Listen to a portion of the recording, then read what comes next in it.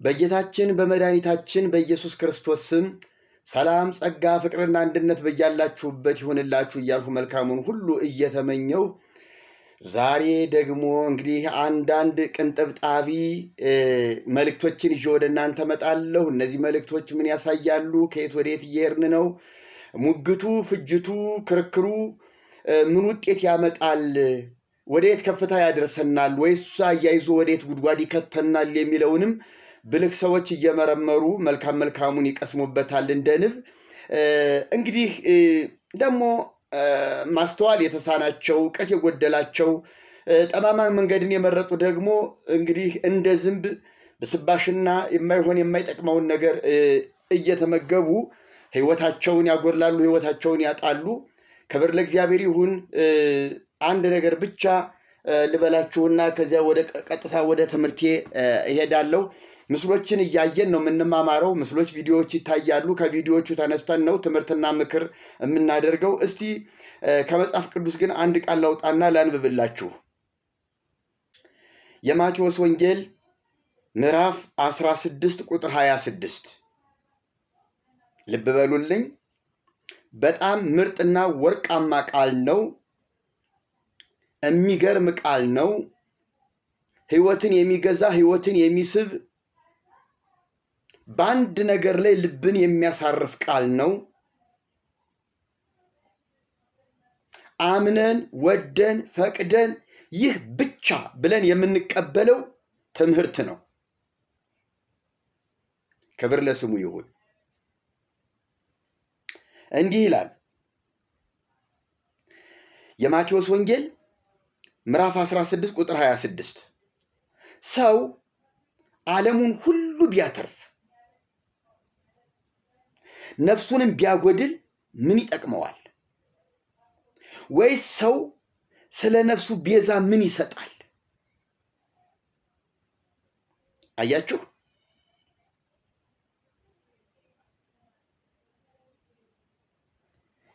ሰው ዓለሙን ሁሉ ቢያተርፍ፣ እንዲሁም ኦርቶዶክሳውያን ዓለሙን ሁሉ ቢገዛ ቢነዳ ብለው ነው የተረጎሙት በትርጓሜ ትምህርት።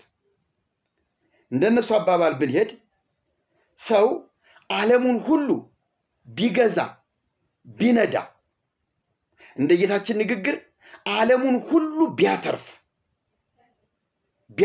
ማለት ወጥቶ ወርዶ ሰርቶ ለፍቶ የራሱ ገንዘብ ቢያደርግ ዓለምን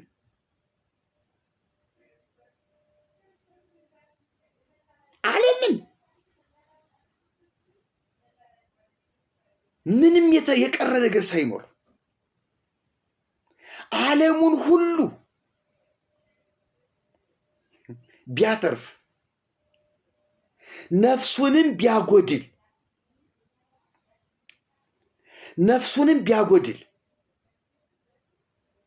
ቢያጣ ማለት ነው። አያችሁ? ዓለሙን ሁሉ ገንዘቡ አድርጎ ግን ነፍሱን ቢያጎድል፣ ለነፍስ አደጋ የሆነ ለነፍስ ሞት የሆነ ነገር ቢኖረው ምን ይጠቅመዋል? ዓለሙን ገንዘቡ አድርጎ ለስጋው ነፍሱን የማይጠቅም ከሆነ ምን ይጠቅመዋል? ዓለሙን የሱ ማድረጉ ምን ይጠቅመዋል? ወይስ ሰው ስለ ነፍሱ ቤዛ ምን ይሰጣል? አንድ ሰው ለነፍሱ የፈለገ ነገር ላድርግ ብሎ ቢል ለነፍሱ የሚሆነው ዋጋ አለው ወይ? አለ እኮ ጌታችን ተናገረ። ዓለሙን ሁሉ ገንዘቡ ቢያደርግ ቢያተርፍ ለነፍሱ አይሆነውም እኮ። ያ ሁሉ ለነፍሱ ቤዛ አይሆነውም። ክብር ለስሙ ይሁን።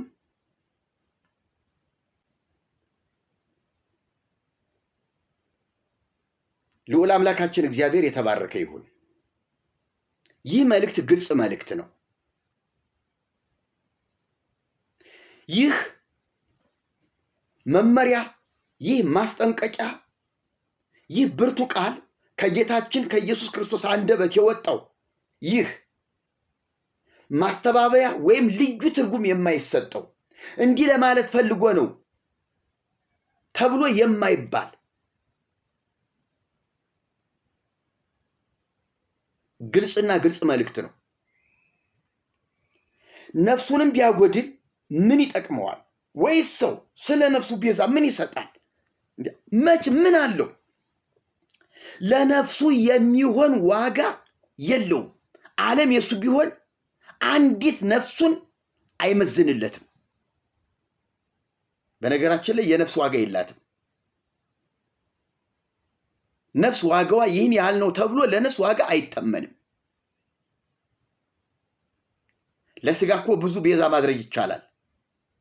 በመጽሐፍ ቅዱስ ውስጥ ብዙ ጥቅሶችን እንደ ቤዛ መጠቀም እንችላለን። ለስጋ እነ ዮሴፍ ለስጋ ቤዛ ሆነዋል። እነ ሙሴ ለስጋ ቤዛ ሆነዋል። ብዙ የተፈጥሮ እነዚህ ቁሳቁስ ነገሮች ገንዘብ ሳይቀር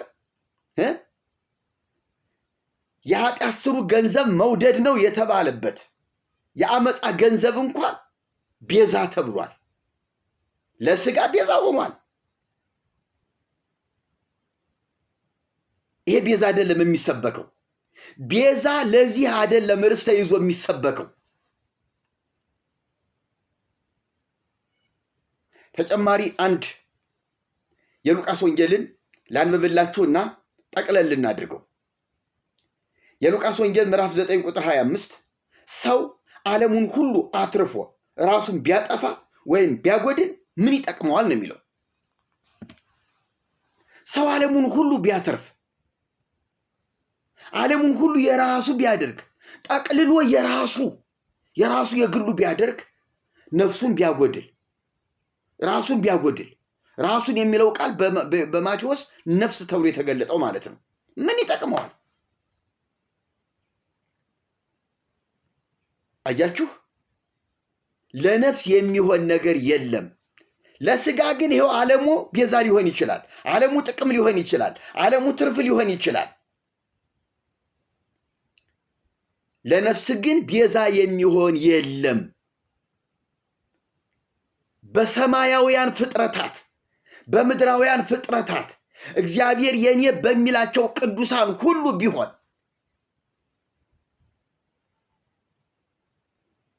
የኢትዮጵያ ኦርቶዶክስ ተዋሕዶ ቤተክርስቲያን በመጽሐፈ ቅዳሴዋ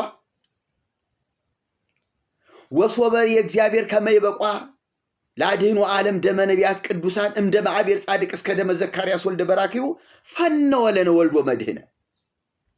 ልብ በሉ፣ ራሷ ቤተክርስቲያኒቱ የምትናገረው ቃል ወይ ለይቶላት ሙታ አፈራና ለብሳት አንቀብራት፣ እርማችንን አናወጣ፣ ወይ ተፈውሳ ጌታዋና መድኃኒቷ የሆነውን ኢየሱስ ክርስቶስን አምልካና ተቀብላ አናያት። በሕይወት ያለች ግን የሞተች ቤተክርስቲያን ራሷ የምትለውን ግን የማትቀበለውን ነገር ልንገራችሁ።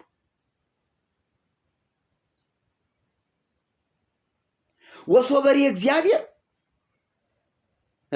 ከመይበቋ ለአድኅኖ ዓለም ደመ ነቢያት ቅዱሳን እምደመ አቤል ጻድቅ እስከ ደመ ዘካርያስ ወልደ በራኪው ፈነወ ለነ ወልዶ መድኅነ። እግዚአብሔር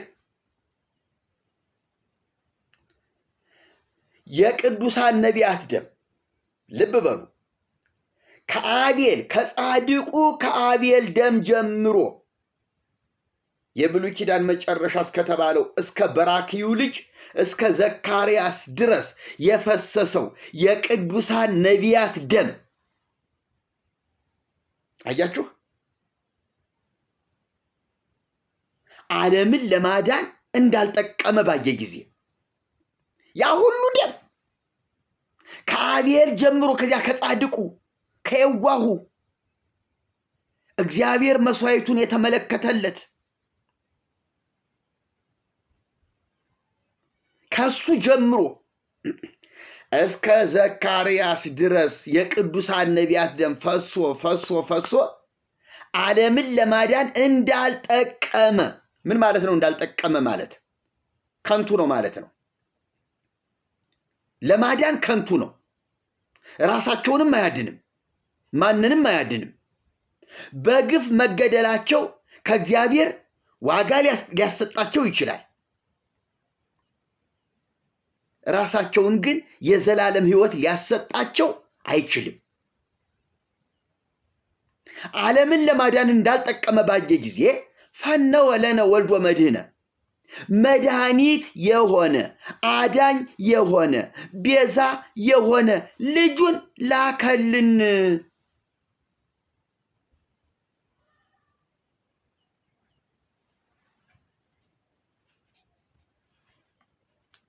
ወንጌላቱ የሚመሰክሩት ሰው ማለት ራሱንም ሆነ ሌላውን ማዳን የማይችል ሌላ መድኃኒት የሚያስፈልገው ሌላ ቤዛ የሚያስፈልገው እንደሆነ በግልጽ እያየን ነው። ዓለምን ይዞ ለእግዚአብሔር ገጸ በረከት ነፍሴን የማድንበት ያው ዓለም በመላዋ አንዲት ነገር ሳላጎድል ሰብስቤ ዓለምን አመጣሁልህ ለነፍሴ ቤዛ ይሆን ዘንድ ብሎ በእግዚአብሔር ፊት ዓለምን ቢያቀርብ አይጠቅመውም። ለነፍሱ የሚሆን ነገር አይደለም። አያችሁ ነፍስ ምን ያህል ክብር እንዳላት፣ አያችሁ ለነፍሳችን ምን ያህል ዋጋ እንዳላት፣ ለነፍሳችን ምን ያህል ትልቅ ዋጋ እንዳላት እግዚአብሔር የተመነላት ዋጋ የልጁን ደም ብቻ ነው። ክብር ለእርሱ ይሁን። የልጁን ደም ብቻ እግዚአብሔር ተመነ። ለእኔ ነፍስ፣ ለአንተ ነፍስ፣ ለጳጳሱ ነፍስ፣ ለብፁዕ ወቅዱስ አቡነ ማትያስ ነፍስ፣ ለብፁዕ አቡነ አብርሃም ነፍስ፣ ለነ መጋቢ ሐዲስ ነፍስ፣ ለነ መጋቢ ብሉይ ነፍስ፣ ለነ ሊቀ ሊቃውንት ነፍስ። አያችሁ ለእያንዳንዳችን ተደምረንም ተነጣጥለንም ለነፍሳችን ቤዛ የሚሆን ምትክ ተለዋጭ የሚሆን ትክክለኛ ካሳ የሚሆን የልጁ የኢየሱስ ክርስቶስ ደም ብቻ ነው። አብርሃም እኔን አያድንም እንዴ? አሁን እንሰማለን እናያለን። ያንዳንዶቹን እገሌ ቤዛ ተብሎ እገሌ እንኳን ድንግል ማርያም ይቀርና እንትና እንኳን ገንዘብ ተብሏል፣ ይሄ ቤዛ ተብሏል፣ እንትና ይሄ ወራደው ትንሹ ነገር እንኳን ገንዘብ እንኳን ቤዛ ተብሏል እያሉ የሚሉትን ነገር እንሰማለን። እንዴት እንደተደናበረባቸው፣ እንዴት ብልሽት ሽት እንዳለባቸው። እስቲ የሊቀ ጳጳሱን ንግግር የተተቹበትን የተነቀፉበትን እሳቱ መዓቱ ቁጣው የወረደባቸውን ንግግራቸውን እንስማና እንመለስ።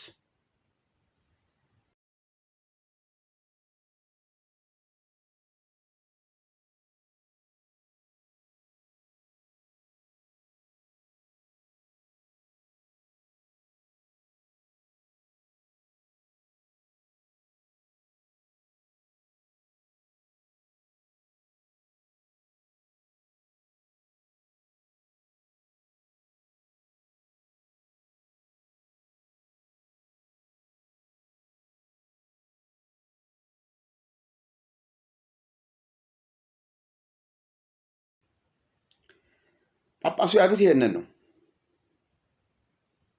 ጳጳሱ የተናገሩት ይሄንን ነው። ፍጡር ቤዛ ሊሆን አይችልም። ቤዛ ሊሆን የሚችለው መድኃኒታችን ኢየሱስ ክርስቶስ ብቻ ነው። ለነፍሳችን ቤዛ የሆነ ሌላ ማንም የለም። ደግሞ እኮ የማይተቹበት እንደው ሌላ መላ የማይመለመልበት ቤተ ክርስቲያኒቱ በዓል ብላ የስቅለት በዓል ብላ ባከበረችው በስቅለት ዕለት ነው። አሁን በስቅለት ዕለት የሚሰበክ ቤዛነት ለማርያም ነው ወይ? ለገንዘብ ቤዛነት ነው ወይ የሚሰበከው? የነ ዮሴፍ ቤዛነት ነው ወይ መሰበክ ያለበት? እሳቸው እኮ ዲክሽነሪ ሆነው ዲክሽነሪ ሊተረጉሙ ሊያብራሩ አይደለም እዚያ ላይ የቆሙት። ኢየሱስ ክርስቶስንና ቤዛነቱን ነው። ብቸኛ ነው አሉት። እውነታቸውን ነው። የሚገርመው እኛም አላልንም። አዎ ኢየሱስ ክርስቶስ እንደ ታዲያ ምን አሉ እሳቸው? የግድ ገንዘብ ይጨምሩልህ እንዴ? ምን አይነት መንቀዥቀዥ ነው? ዮሴፍን ይጨምሩልህ? አይ ዓለምን የሚተካማ ማንም የለም፣ ኢየሱስ ክርስቶስ ብቸኛ ቤዛ ነው። እኔ እኮ የሚገርመኝ ራሳቸው የእሳቸውን እያጸደቁ ግን ብለው ደግሞ ሌላ ውድቀት ውስጥ ወድቀው ይታያሉ። ሊቀ ጳጳሱ የኢየሱስ ክርስቶስ ቤዛነት ከማንም ጋር የማይወዳደር ከፍጡር ቤዛነት ጋር የማይነጻጸር ብቸኛ ቤዛ ፍጡር ቤዛ ሊባል አይችልም። አዎ ከኢየሱስ ክርስቶስ ጋር አይችልም። ለሌላ ነገርማ እኮ እኔም ቤዛ ነኝ። በሰፈሬ በአካባቢዬ እኔም እኮ ቤዛ ሆኜ የምታደጋቸው የምረዳቸው የምደግፋቸው ሰዎች አሉኝ እኮ ከጭንቅ ከብዙ ሞት የታደግኳቸው ሰዎች እኮ አሉኝ። በዚህ ዓለም ከተያዙበት ከተሰቃዩበት ነገር እኮ አይዟችሁ ብዬ የደረስኩላቸው እኮ ሰዎች ምስኪኖች እኮ አሉኝ። አሁን የኔ ቤዛነት ታዲያ ከሰፈር አለፈ እንዴ? ከምድራዊ ያለፈ እንዴ? ስለዚህ ጽጌ ቤዛ ተብሎ ሊጠቀስለት ነው እንዴ? በፍጹም አይደረግም። ኢየሱስ ነው ብቻውን ቤዛ። የሰዎች ቤዛነት ግምት ውስጥ ገብቶ ሊሰበክም አይችልም። እግዚአብሔር ያንን አደረገ። ዮሴፍን ቤዛ መድኃኒት አደረገ። ሙሴን ቤዛ መድኃኒት አድርጎ ላከው ከግብፅ እስኪያወጣ ድረስ ህዝቡን መርቶ ኢያሱን እስኪተካ ድረስ። ኢያሱ ደግሞ በጊዜው ህዝቡን የሚታደግ በጦርነት እያሸነፈ ህዝቡን ከሞት ከብዙ ነገር የሚያተርፍ እግዚአብሔር ቤዛ አድርጎ የላከው ሰው ነው ማለት ይቻላል። እነ ጌዲዮንን ቤዛ ማለት ይቻላል። እነ ሶምሶንን ቤዛ ማለት ይቻላል። እግዚአብሔር የቀባቸው ሁሉ በጊዜያቸው እንደ ቤዛ አገልግለዋል። ይሄ ሁሉ እኮ ታዲያ ቤዛ ቤዛ ብለን እኮ የምንልለት አይደለም። ለኔ አይጠቅመኝም። በጊዜው ለነበሩት ሰዎች አገልግሏቸዋል፣ አለቀ በቃ። ኢየሱስ ግን ከዚያን ጊዜ ጀምሮ ከመስቀል ላይ ከዋለበት ጊዜ ጀምሮ ዓለምን ለመጠቅለል እስኪመጣ ድረስ የዘላለም ቤዛነትን አግብቷል። መሰበክ ያለበት ይሄ ነው። ስበኩት ተናገሩት የተባለው አይ ቤዛ ካልንማ መጠንቀቅ አለብን፣ ኢየሱስ ብቻውን ቤዛ አይደለም። ያሳዝናል። ኢየሱስ ብቻውን ቤዛ አይደለም ስትል እነዚያ የጠቃቀስናቸውን ነገሮች በሙሉ ወደ ቤዛነት እየከተትናቸው እኮ ነው። አረ እንደው መልእክቱን ሰምተነው እንምጣማ፣ ግድ የላችሁ።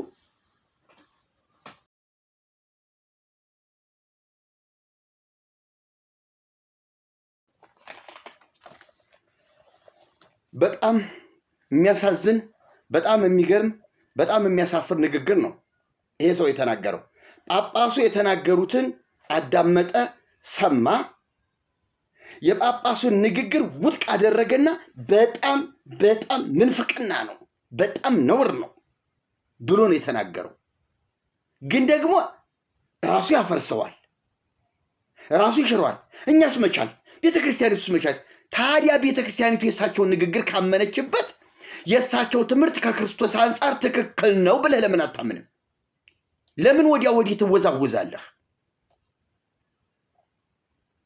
አላልንም እኛም ኢየሱስ ክርስቶስ ምትክ የሌለው ፍጡር የማይስተካከለው የቤዛነት ስራ ሰርቷል ካልህ የእሳቸው ትምህርት ትክክል ነው ማለት ነው። ለምን ተቃዋሚ ትሆናለህ? ስለ ድንጋይ ቤዛነት ከፈለክ ሌላ ቦታ ሄደህ ስበክ። ድንጋይ ቤዛዬ ነው በለው፣ ድንጋይ መድኃኒቴ ነው በለው፣ ዮሴፍ መድኃኒቴ ነው አዳኜ ነው በለው፣ ሙሴ ቤዛዬ ነው በል፣ የፈለከውን በል። ገንዘብን አምልክ፣ ገንዘብ ቤዛዬ ነው እያልክ ስበክ። የእሳቸው ትክክል ነው ካልክ ግን እሳቸውን አትንካ እንዴ። እውነቴን እምልህ አሁን አንተ እንደው ግዝ ስትጠቅስ ሰምቻለሁ። ከግዙ አጠገብ ደርሰህ የማታውቅ ቅድስት ማርያም ቤዛዊተ ኩሉ ዓለም የሚለውን ያሰማችኋለሁ። ንትፈሳ ኩልነ በዝክረ ስምኪ ጡም ወደ ማስካለኪ ማዕድም ቅድስት ማርያም ቤዛዊተ ኩሉ ዓለም የሚለውን በግዝ አነባለሁ ብሎ ሲጨፈልቀው ሲደፈጥጠው ነበር። መጀመሪያ አንተ ከ4 ኪሎ ከፒያሳ ወጣ በልና ወደ ገጠሪቱ ወደ ጎጃም ወደ ጎንደር ሂደህ ጥራጥሬ በልተህ ውሻ ጮሆብህ እስኪ ግዕዝ የሚባለውን ትምህርት ስመው። የቤተ ክርስቲያኒቱ ልጅ ለመሆን መጀመሪያ በዚያ መስመር ስታልፍ ነው የሚመችህ። ይኸውልህ እኔ እግዚአብሔር ረድቶኝ ጤናማ ሰው የሆንኩትኝ በዚያ መንገድ መጥቼ የቤተ ክርስቲያኒቱን ገመና ከታች ጀምሬ ከስሩ እስካሁን ድረስ ያለውን ስለማውቅ ነው። እንዳንተ የእናቴን ፍትፍት የእናቴን ትኩስ እንጀራ በልቼ እንደዚህ ከሰንበት ትምህርት ቤት ብቅ ያልሁ የቲክቶክ ሐዋርያ ብሆን ኑሮ እውነቴን ነው የምልህ ብልሽት ያልሁ ሰው ሆኜ ቀር ነበረ። እንዳንተ ድንጋዩን ቤዛ ስል፣ ዛፉን ቤዛ ስል፣ ዮሴፍን ቤዛዬ ስል፣ ሙሴን ቤዛዬ ስል፣ ሁሉን ነገር ቤዛ አድርጌ ምድንበትን መንገድ አጥቼ ቁጭ ብዬ ጨለማ ተሸክሜ እኖር ነበረ። አየህ፣ እኒህ አባት በቆሎ ትምህርት ቤት ያለፉ፣ በትልቅ ቦታ የኖሩ፣ መጻሕፍትን የመረመሩ ያጠኑ፣ ነገሩ እንዲህ ሳይሆን እንዲህ ነው እያሉ እንደ ቤሪያ ሰዎች ነገሮቹን እየለዩ የመጡ ሰው ናቸው። ወይ ድፍረት፣ ወይ ድፍረት ለመተቸት! ያለ ልክ መንጠራራት እኮ ጅማት ይበጥሳል። አትንጠራራ።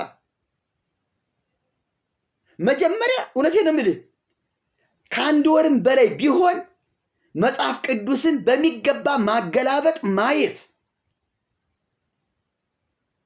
አባት እናከብራለን፣ ብፁዓን አባቶቻችንን ተዋረዱብን፣ ተነቀፉብን እያላችሁ እኛን ለመክሰስ የምትሯሯጡ ሰዎች አይደላችሁም እንዴ? ከሃዲ፣ መናፍቅ፣ ውሸታም እያላችሁ አቶ ብላችሁ ቲክቶክ እየጻፋችሁ አሁን ታዩታላችሁ። አቶ ብላችሁ የለቀቃችሁ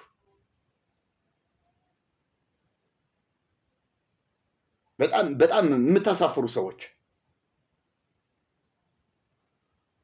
በክርስቶስ ብቸኛ ቤዛነት ታምናለህ? አምናለሁ። አይ እንትንም ገንዘብም እኮ ቤዛ ነው እና ገንዘብ ቤዛዬ ነው ዋጋ ከፍሎልኛል ብዬ ከክርስቶስ ጋር እኩል ልስበከው እንዴ? ቤዛ የሚል ቃል በተነሳ ቁጥር የገንዘብ ቤዛነት አብሮ መሰበክ አለበት እንዴ?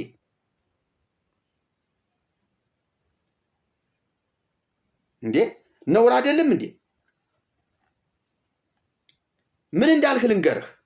ስትጀምር ለኢትዮጵያ ኦርቶዶክስ ተዋሕዶ ቤተክርስቲያን ታምረ ማርያም ዶግማዋ ነው።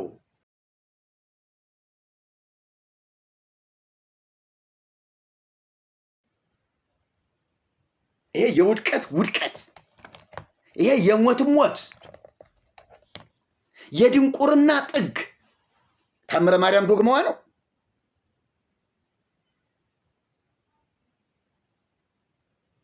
ረቆይማ ቆይ ጉድክን ላሰማ።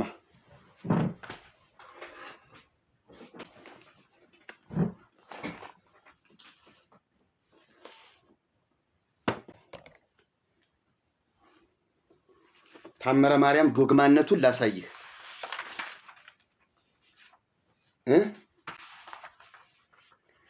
ፎቶ አንስቼ በማን ጊዜ እንደታተመ፣ የት ማተሚያ ቤት እንደታተመ፣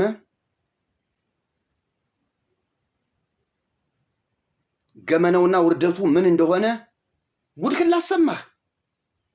ይሄ የመጀመሪያው ክፍለ ጊዜያችን ሊሆን ይችላል። ዶግማዋ ነው።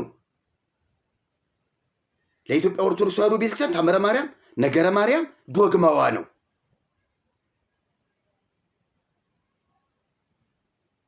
ነገረ ማርያም ዶግማ፣ ታምረ ማርያም ዶግማ፣ ውዳሴ ማርያም ዶግማ። ነገረ ማርያም ማለት በነገራችን ላይ አንድ መጽሐፍ ብቻ አይደለም። ጠቅላላ በማርያም ዙሪያ የማርያም ተብሎ የተጻፈ መጽሐፍ ሁሉ ነገረ ማርያም ነው። ደግሞ ይሄንን አላውቅም እንዳትልና ሌላ ውርደት ውስጥ እንዳትገባ። ብፁዕ ወቅዱስ አቡነ ማትያስ አሁን በአንተ ዕድሜ የታተመ መጽሐፍ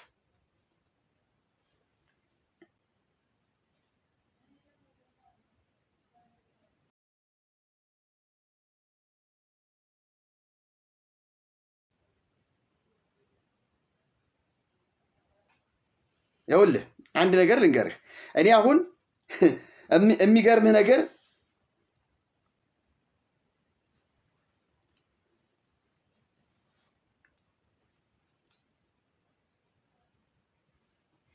ብዙ ነገሮችን ላሳይ ነው የምፈልገው፣ ግን ጥቂት ነገሮችን ብቻ የዚህን መጽሐፍ ውርደት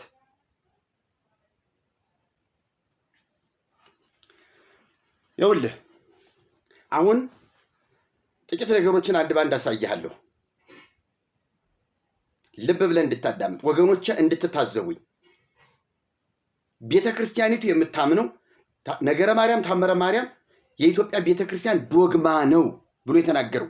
ዶግማ ማለት ደግሞ ትክክለኛ የማይሽሩት፣ የማይቀንሱበት፣ የማይጨምሩበት ነገረ ሥላሴ፣ ነገረ ክርስቶስ ነገረ ትንሣኤ ሁሉ ነገር ተካቶ የተያዘበት ቤተክርስቲያን መመሪያ ይህ ነው ብላ የያዘችው መጽሐፍ ነው። ዶግማ ማለት ይህ ነው። የተለካ የተሰፈረ የቤተክርስቲያን መመሪያ ሕያው የሚያደርጋት ከክርስቶስ ጋር አንድ የሚያደርጋት ዶግማ። ይሄ ሰውዬ ይሄን መጽሐፍ ነው ዶግማ ያለው።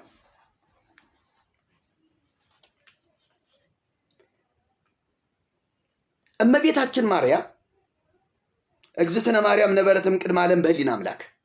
እመቤታችን ማርያም ዓለም ሳይፈጠር በአምላክ ልቡና ታስባ ትኖር ነበር ይላል። ሌሎችስ? አንተስ በድንገት ነው እንዴ የመጣው? አንተ ታስበህ አልነበርክም እንዴ? ማርያም ብቻ እንዲያውም ለካ አንተ ዝም ብለህ ነው የመጣው። ድንገት ብቅ ያልክ ሰው ነህ። እግዚአብሔር የማያውቅህ፣ እግዚአብሔር ያላሰበህ፣ ዝም ብለህ ድንገተኛ መንገደኛ ተጠልፈህ የገባህ እንዲህ አይነት ሰው ነህ እንዴ? ይሄንን ነው እንዴ የምታምን? ማርያም በአምላክ ልቡና ታስባ ትኖር ነበር ካልክ እኮ ሌላውን ሁሉ ውድቅ አደረከው። አይ እንደዛ ማለት አይደለም እና ምን ልትል ነው? ድንግል ማርያም በአምላክ ልቡና ታስባ ትኖር ነበር ማለት ሌላው ሁሉ የለም ነበር። ምክንያቱም እያበለጥካት እኮ ነው። ልዩነቷን እያሳየህን እኮ ነው። ታስባ እየኖረች ያለችበትን ደረጃና ከፍታ እያሳየህን እኮ ነው። ሌላውማ ታስቦ ከሆነ ምን ብቻዋን ምን አጻፈ? ስለዚህ እኔም እኮ የራሴን ነገር ስጽፍ ጽጌ ዓለም ሳይፈጠር በእግዚአብሔር ልቡና ታስቦ ይኖር ነበር ብዬ እኮ መጻፍ አለብኝ ማለት ነው። እኔ እያንዳንዱ ሰው መጽሐፍ ቅዱስን የሚያምን ከሐዋርያው ቅዱስ ጳውሎስ ጋር የሚስማማ ሰው ዓለም ሳይፈጠር አስቀድሞ ወሰነን። መዳናችን ሳይቀር ታውቆና ተይዞ የተቀመጠ አጀንዳ ነበረ። ጳውሎስ እንደዛ ነው የሚለው። አይ እኛ እንኳን ዘግይተን የታሰብነው ማርያም ግን ዓለም ሳይፈጠር ታስባ ትኖር ነበር የሚል የኑፋቄ ትምህርት የለም። ቤተክርስቲያን እቺ ቤተክርስቲያን ብቻ ናት ይሄንን መናፍቅነት፣ ይሄንን ውድቅ፣ ይሄን ከንቱ ትምህርት የምታስተምረው። በውሸት የተጥለቀለቀች አይኗን አፍጥጣ የምትዋሽ መጽሐፍ ቅዱስን የካደች ጭራሽ አንተ ደግሞ ታምረ ማርያም ዶግማዋ ነው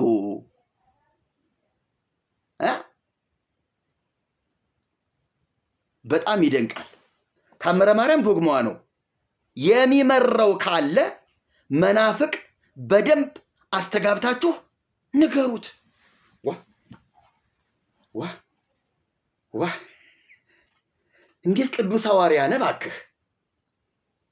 እንዴት ሊቅ ነህ እባክህ!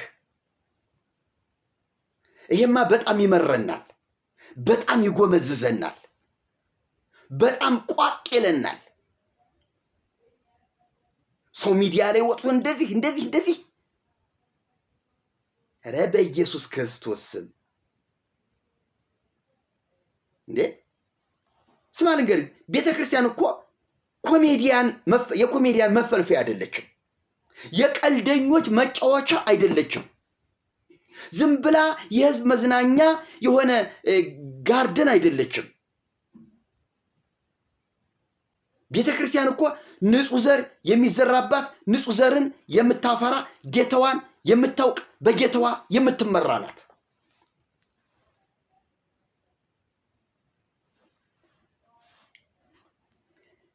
በእንተ እግዝእትነ ማርያም ተገብረ ኩሉ ዓለም በእንተ እግዝእትነ ማርያም ተፈጥሮ አዳሙ ሔዋን። ፍጥረት ሁሉ እመቤታችንን ለማመስገን ተፈጠረ። አዳምና ሔዋንም እመቤታችን ከነሱ ልትወለድ ተፈጠሩ። ስለዚህ የነዚህ ሁሉ መፈጠር፣ የዓለም ሁሉ መፈጠር ማርያምን ለማመስገን ነው። እናቴን እንድታመሰግኑ ነው የፈጠርኳችሁ ብሏል እግዚአብሔር እያልከኝ ነው። አዳምና ሔዋን የተፈጠሩት ለማርያም ሲባል ነው እንጂ እግዚአብሔር አዳምና ሔዋንን ለመፍጠር አጀንዳ ይዞ አይደለም። አጀንዳው ማርያም ናት።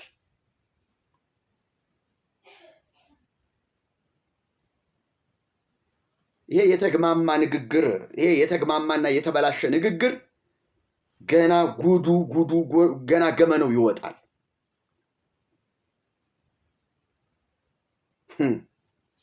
በጣም የሚያሳፍር በጣም የሚገርም ሌላ ነገር ልጨምርህ።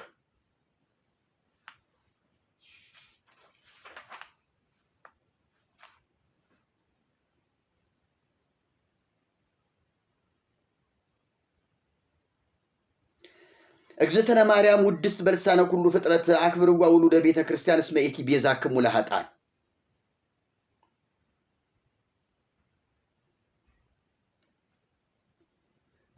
ለመሆኑ ማርያም እስቲ ቤዛነቷን ነገር እንደው ይሄን ባብ ልጨርስላችሁና እስቲ እንደው እናንተ እንደው አለን የምትሉ የምታሽቃብጡ ቤተ ክርስቲያኒቱ ወደ ጥልቅ ጉድጓድ የምትከቱ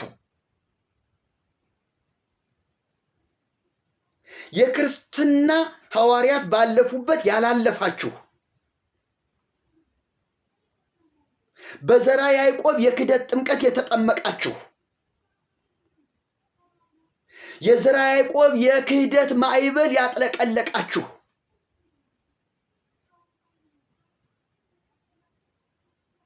የዘራ ያዕቆብ የጨለማ ትምህርት የዋጣችሁ አዳምጥ። እመቤታችን ማርያም በፍጥረት አንደበት ትመሰገናለች። ለምን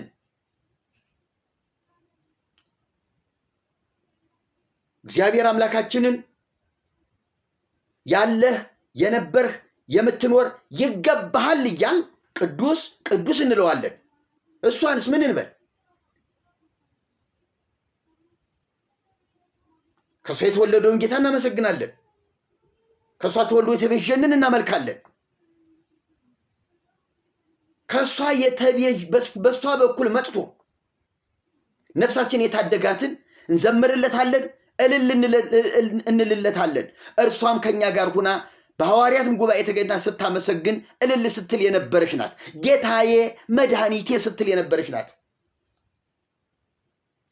ለሷም እኮ ቤዛዋ ነው። ጌታዬ መድኃኒቴ ለማስመሰል አይደለም የተናገረችው። እንዲህ አይነት ሸፍጥ ድንግል ማርያም አታውቅም። የምትሰማውን ነገር ሁሉ በልቧ የምትጠብቅ እውነተኛ አማኝ የጌታ ባሪያ ነየ አመቱ ለእግዚአ ኩሉ የጌታ ገረዱ እነሆኝ ብላ ግርድናዋን ገረድነቷን አገልጋይነቷን ያመነች የመሰከረች ብጽዕት ናት። ይሄንን ካንተ በተሻለ ሁኔታ እኛ የገባን እንገልጠዋለን።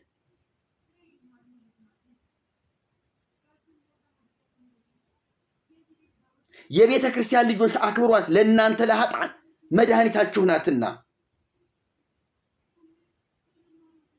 እንዴት መድኃኒታችሁ ናትና እንባላለን? ስንት መድኃኒት ይኑረን? ስንት ቤዛ ይኑረን? ለእናንተ ለኃጥአን መድኃኒታችሁ ናትና ማለት እኮ ድንግል ማርያም ከእስከ አሁን በመጽሐፍ ቅዱስ ከኢየሱስ ክርስቶስ ውጪ ቤዛ መድኃኒት የተባሉ አሉ ተብሎ ይሄ ሰውዬ ጠቅሷል። እነዚያ የጠቀሳቸው ባሉበት ዘመን ባሉበት ጊዜ ለተወሰነ ጊዜ ለምድራዊ ነገር የቤዛነት ሥራ ሰርተዋል። አዎ ገንዘብም ቤዛ ሊሆን ይችላል። ባለበት ጊዜ በደረሰበት ጊዜ ሊያደርግ ይችላል። ለእናንተ ለኃጥአን ተብሎ ግን ገንዘብ ቤዛ ሊሆን አይችልም። ለእኛ ለኃጥአን የትኛውም ነገር ቤዛ ሊሆን አይችልም። ድንግል ማርያም ቤዛ ልትሆን አትችልም። እናንተ አሁን እያላችሁ ያላችሁት ኢየሱስ ክርስቶስ ከዘላለም ሞት የሚያድን የዘላለም ቤዛ ነው። ይሄንን ትስማማላችሁ? ነገር ግን በአንጻሩ ድንግል ማርያም ከእስከ የተባለ እንደነ ዮሴፍ እንደነ ሙሴ በጊዜ የተገደበ ቤዛነት አይደለም ያላት። የዘላለም ቤዛነት ለኃጥአን የዘላለም ሕይወት ታሰጣለች እያላችሁ ነው። እስቲ ጥቅስ አምጡ ከመጽሐፍ ቅዱስ። እስቲ እንደው ሐዋርያት ከተናገሩት ነቢያት ከተናገሩት አምጡ እስቲ።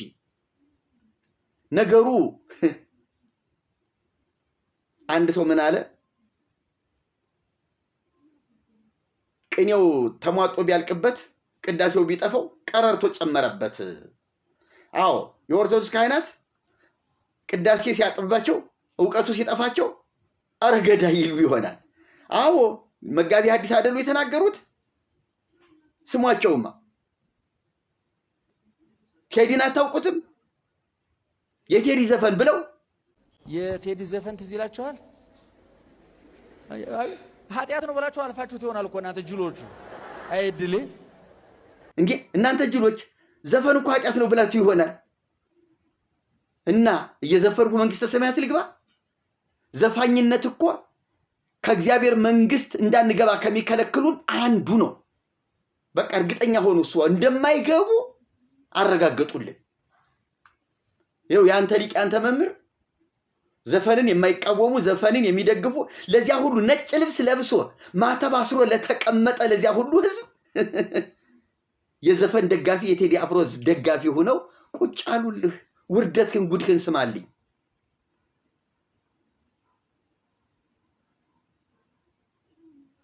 እንዴ በጣም ያሳዝናል፣ በጣም ያሳዝናል። እና ድንግል ማርያም ለእናንተ ለኃጥአን መድኃኒታችሁ ስለሆነች አክብሯት። የቤተ ክርስቲያን ልጆችማ ቤተ ክርስቲያንን የተከላት ጌታ አላቸው። መንፈስ ቅዱስን የሰጣቸው ጌታ አላቸው። በእናንተ ላይ በወረደ ጊዜ የነገርኳችሁ ሁሉ ያሳስባችኋል፣ ወደ እውነት ይመራችኋል። እንዳንተ የሚዘባርቅ አይደለም፣ ሚይዘውን የሚጨብጠውን ያጣ አይደለም። ወደ እውነት ሁሉ ይመራችኋል። እርሱ መጥቶ እኔን ያከብረኛል።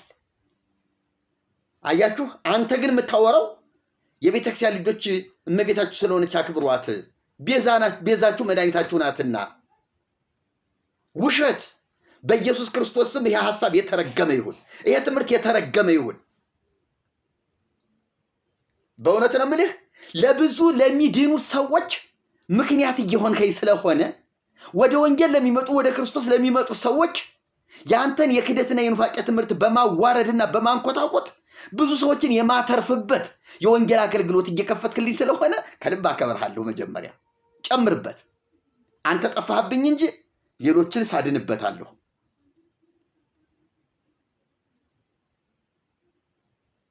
ሸበለው ቆንጆ፣ እንደኛ የተጠባበሰ ፊት የለህም። ቆንጆ ነህ። አዎ ምን ታደርግ? አልወጣህ አልወረድህ፣ መከራ አላየህ። የከፈልከው ለቤተ ክርስቲያኒቱ ቢያንስ ኦርቶዶክስ የምትባለዋን ለማወቅ በያሬድ ትምህርት፣ በአባ ጊዮርጊስ በቅዳሴው ትምህርት፣ በሌሎቹም የዜማ ትምህርት በቅኔው ቆየት ብትል ጥሩ ነበር። ዘለተንጠለጠልህ። ስለዚህ የተንጠለጠልክበት ሐረግ ደግሞ ተበጥሶ ጉድጓድ ይጥልሃል። ተጠንቀቅ። አትንጠራራ። በልክ ተራመድ። እርምጃህን ለካ። ከመናገር በፊት 2 3 አስብ። እንዴት ታምረ ማርያም ዶግማዋ ነው የቤተክርስቲያን ብለህ ትናገራለህ? በጎ አገልግሎትም ለሚያገለግላት ዋጋውን ትሰጠዋለች። ለእያንዳንዱ እንደ ስራው እሰጠው ዘንድ ዋጋዬ ከኔ ጋር አለ ያለ ማን ነው? ድንግል ማርያም ናት እንዴ?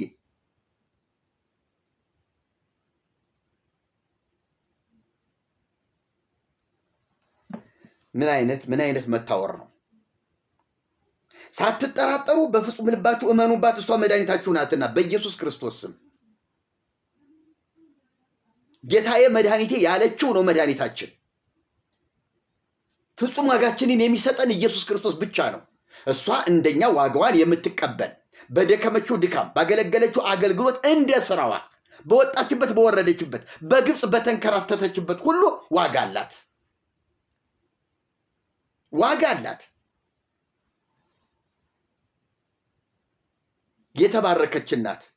አንተ የፈጠርካት ማርያም ግን ታምረ ማርያም ላይ ያስቀመጥካት ማርያም ግን በፍጹም ከጌታችን እናት ጋር ግንኙነት የሌላት፣ አንተና አያትህ ዘራ ያዕቆብ የፈጠራችኋት የወለዳችኋት እንግዳይቱ ማርያም፣ አዲሲቱ ማርያም፣ መጤይቱ ማርያም፣ ለገንዘብ ለጥቅማ ጥቅም ለመነገጃ ለገበያ የተፈጠረች ማርያም። ዛሬማ ቅጩን እነግርሃለሁ እስኪ አንገሸግሽህ። እንደዛ አይደል ያልከንኛል? የሚመረው ካለ መናፍቅ በደንብ አስተጋብታችሁ ንገሩት። እኔ ደግሞ ከወገኖቼ ጋር ሁኜ በደንብ አስተጋብቼ እነግርሃለሁ። እየጎመዘዘህ እየመረረህ ዋጠው። አዙሮህ እንደምትወድቅ እርግጠኛ ነኝ። እንዲህ አይነት የእውነት ቃል የመስማት አቅም ያለህ አይመስለኝም። ለምንድን ነው እስቲ ቲክቶክ ላይ ዩቲዩብ ላይ አሊያም ደግሞ እንደው የሆነ ቦታ እንገናኝና ፊት ለፊት ካሜራማን ጋዜጠኛ በተሰበሰበበት እስቲ እንደው አደባባይ ላይ እንከራከር፣ እንነጋገር። እስቲ ይሄንን ትምህርትህን ይዘህ እና እስቲ አደባባይ ላይ እንገናኝ። ዘመዶችን፣ ጓደኞችን፣ አለቆች፣ አባቶቼ የምትላቸው ሰብስብና አንድን የብቻዬን እስቲ ላግኝህ።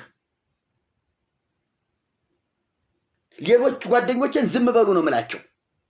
ያንገበግባቸው ይሆናል፣ ያቁነጠነጣቸው ይሆናል፣ የእውነት ነገር አያስችላቸውም፣ ዝም እንል ዘንድ አንችልም ይሉ ይሆናል።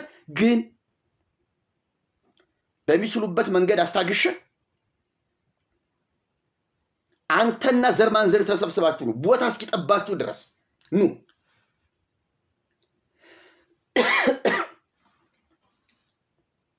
አይገርማ? በስዕሏን ፊት ስገዱ፣ ለስዕሏ ያልሰገደ ግን ከቆመበት ቦታ ይጥፋ፣ ስም አጠራሩም አይታወቅ በኢየሱስ ክርስቶስ ስም። ይሄ ነው አንተ ዶግማ፣ ይሄ ዶግማ ነው እንዴ? አረ ወገኖች ኦርቶዶክሳውያን፣ ቤተ ክርስቲያኒቱን የሚያዋርዱ ልጆች እባካችሁን ከአካባቢያችሁ ይጥፉ። ስርዓት ያዙ፣ አደብ ግዙ በሏቸው። አይ እኛን አይወክልም የምትሉበት ደግሞ ቋንቋ አላችሁ። ጳጳሱን ሲናገር ነው ይህን ጊዜ ስርዓት ያዝ ማለት ያለባችሁ። የጳጳሱን ንግግር ሰምታችሁ የሱንም ንግግር ሰምታችሁ እውነቱ እንደ መጽሐፍ ቅዱስ የትኛው ነው የሚለውን ነገር ከመረመራችሁ በኋላ ብትዳኙት ብትመረምሩትና አቋም ብትወስዱ ጥሩ ነው። አለበለዚያ ግን እንዲህ አይነት ሰዎች ቤተክርስቲያኑን እያዋረዷት ነው፣ እየገደሏት ነው። አያችሁ የዚህ ሰው ዶግማው ምን ይላል?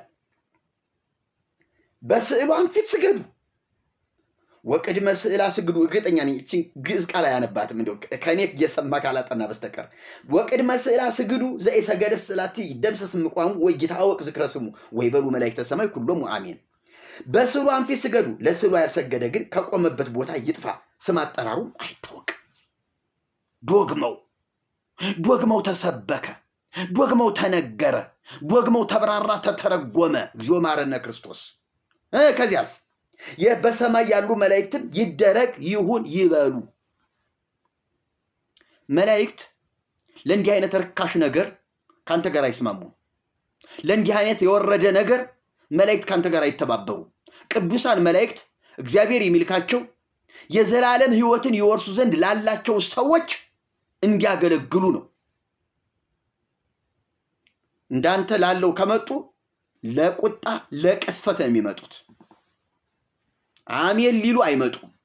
የሚያከብሩት ጌታ አላቸው፣ የሚያከብሩት አምላክ አላቸው። ይገባሃል የሚሉት ታርዳሃልና የሚሉት ንጉስ አላቸው።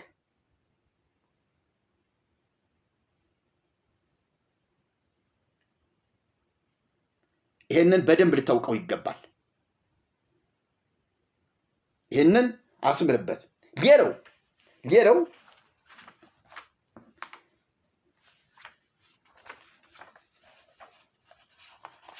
የእሑድ ታምረ ማርያም እንዲህ ይላል።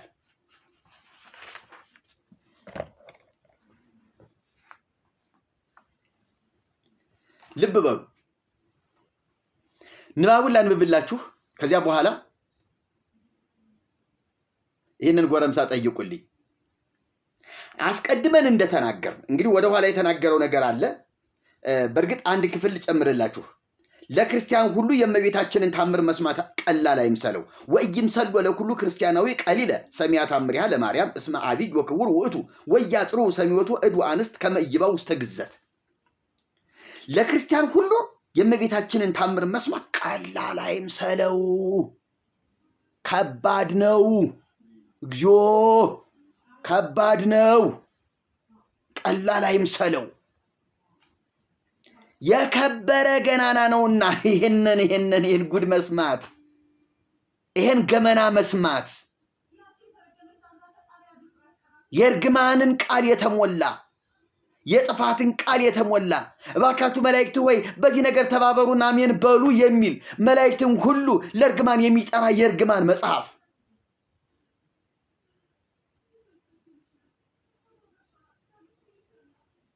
ይሄ ነው ገናና፣ ይሄ ነው ዶግማ። ወንዶችም ሴቶችም ወደ ግዝት እንዳይገቡ መስማቱን አያስታጉሉ። ምን አለ እንዲሁ ወንጌሉን ብትሰብከው እንዲህ አድርገህ ለክርስቲያን ወገን ሁሉ ቅዱሱን ወንጌል መስማት ቀላል አይምሰለው፣ የከበረ ገናና ነውና ወንዶችም ሴቶችም ወደ ግዝት ወደ ጥፋት እንዳይገቡ ወደ ሞት እንዳይሄዱ መስማቱን አያስታጉሉ። ዘወትር ይስሙት። ቃሉ ሕይወት ነውና፣ ቃሉ ምግብ ነውና፣ ቃሉ የሕይወት ውሃ ነውና፣ ቃሉ ወደ ዘላለም ሕይወት ያደርሳልና፣ ቃሉ ወደ ኢየሱስ ሙላት ያስጠጋልና፣ ቃሉ ወደ ፍጹም ክርስትና ወደ ፍጹም ያ የክርስቶስ ማንነት ያደርሳልና ወንጌሉን ለመስማት አያስታጉሉ ብትለው ምን አለ? ምን አለ? ይሄ እዚህ ላይ የሚነበበው ወንጌል ቢሆን ምን አለ? ምን አለ ወደ ወንጌል ቢቀየር? ታድሶ የምንለው እኮ ከዚህ የተነሳ ነው። እንዲህ ይባል ነው የምንለው። ቀጠለ። አስቀድመን እንደተናገርን አለ። እንግዲህ ዶግማው መጽሐፍ ዶግማው ሲናገር አስቀድመን እንደተናገርን የታወቀ ምክንያት ኃጢአት ደዌ ካልከለከለው በስተቀር በዚህ ቀን ታምሯን ሰምቶ የሚቻለው ስጋውን ደሙን ይቀበል። ስጋውን ደሙን መቀበል ካልተቻለው ታምሯን ሰምቶ ወደ ቤቱ ይሂድ። ስጋውን ደሙን እንደተቀበለ ይሆንለታል፣ ይደረግልኛል በማለት ቢሰማ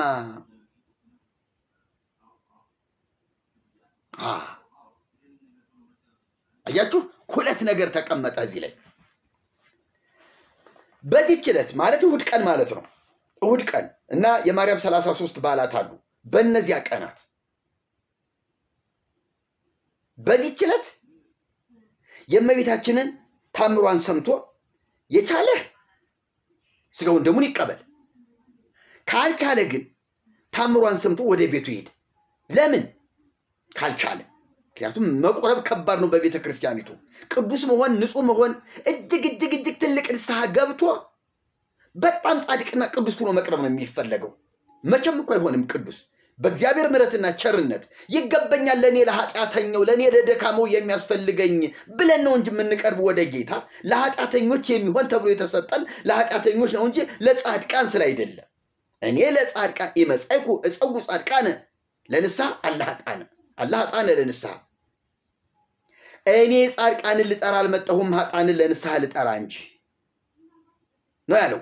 ቅዱስ ቁርባንንም ሲሰጥ ለሐዋርያት ለብዙዎች ለኃጢአት ስርየት የሚሆን ነው ያላቸው። ስለዚህ ለኔ ለኃጢአተኛው ነው ጌታዬ የሞተው። ለኔ ለኃጢአተኛው ከሞተ ጻድቅ እስከሆን ድረስ መከራዬን ማየት የለብኝም። ይቅር በለኝ ኃጢአቴን ደምስስልኝ የምለው ቀራንዮ የሞተውን ኢየሱስን ነው። እሱ ነው ኃጢአቴን የሚደመሰሰው፣ የኔ ድካም አይደለም። እና ካልተቻለው ታምሯን ሰምቶ ወደ ቤቱ ይሄድ፣ ስጋውን ደሙን እንደተቀበለ ይሆንለታል፣ ይደረግልኛል በማለት ቢሰማ። ቤተክርስቲያኒቱ ወንበድበድበድ ድብልቅልቅልቅ ያለባት ቤተክርስቲያን ናት። እንደዚህ አይነት ሰባኪ አሁን እንደሰማ ነው። እንደዚህ ሰባኪ የሰከረ ሰባኪ ስለሚያስተምራት የምትይዘውን የምትጨብጠውን አጥራ ነው የምትሄደው። ስጋውን ደሙን መቀበል ግዴታ ነው። ቁረቡ ንስሐ ግቡና እባካችሁን ስጋዬን ያልበላ ደሜን ያልጠጣ የዘላለም ሕይወት የለውም ነው ያለው። ያለ ስጋው ደሙ መንግስተ ሰማያት የለችም፣ ወዮልን እግዚኦ በሉ እያሉ ህዝቡን አስጨንቀው ይዘውታል። ቆይ መፍትሄ አለ። ይሄ ነው አሁን ጻድቅ መሆን አይደል የከበዳችሁ? ኃጢአተኞች ሆናችሁ ንጹህ መሆን አይደል ያቃታችሁ? መፍትሄ ተገኘ በሉት ለምመኑ እያሉ ነው። ደግሞ አሁን ታምሯን ስሙና ሂዱ። ምክንያቱም በእምነት ከሰማችሁት ይሄ ቅዱስ ቁርባን ይሆንላችኋል። ቀራንዮ ላይ እንደተሰቀለው ስለናንተ የሚፈሰው እንደተባለው እንደ ቀራንዮ ደም ታምሮ ማርያም ይወክልላችኋል። ውክልና በቅዱስ ቁርባን ልክ ነው ያለው ደረጃ ክብር። ይሄ ነው ዶግማ ማለት። ዶግማው ተተረጎመ፣ ተገለጠ። ታሾፋለህ እንዴ? አብደሃል እንዴ? እውነት ነው በጤና ነው እንዴ? እንዴት እንደዚህ ይባላል?